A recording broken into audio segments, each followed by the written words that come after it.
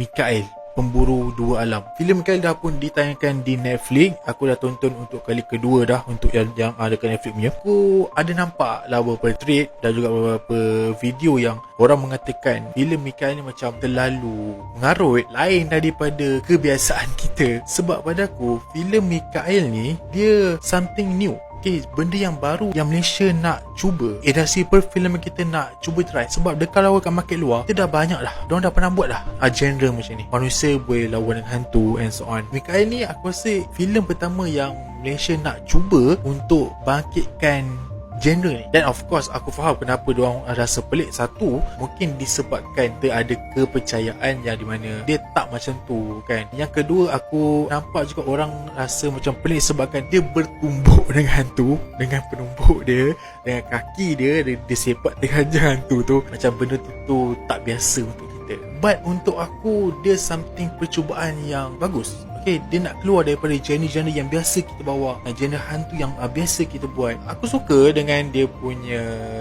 camera work masa dia dekat hutan, masa dia dekat dewan tu. Yes, that wide, that close up memang cantik.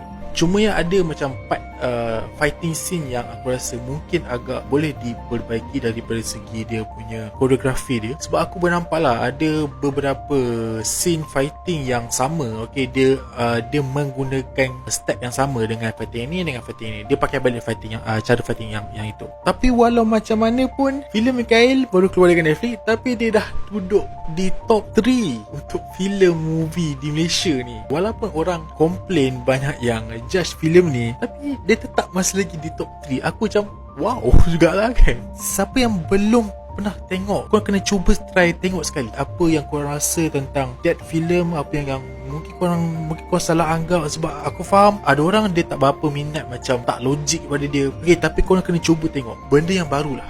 Benda yang baru untuk Malaysia nak adapt. Secara jujurnya, Malaysia belum boleh adapt lagi dengan cara genre filem yang macam ni. Tapi kalau kita cuba untuk nak tengok apa yang lainnya, apa yang best ni pasal genre ni, korang kena try at least sekali. So untuk filem ni aku boleh bagi 7 per 10. Dia punya ada technical yang aku rasa macam kurang sikit kan, tapi boleh go dia boleh pergi lagi sebenarnya. Dia boleh pergi lagi jauh. So kalau korang yang dah tengok, cuba korang komen sikit apa pandangan korang. Dan yang belum follow, tolonglah untuk follow dulu. Kita tengah nak target untuk capai 5,000 followers sekarang ni. So apa pun, filem dulu baru kamu.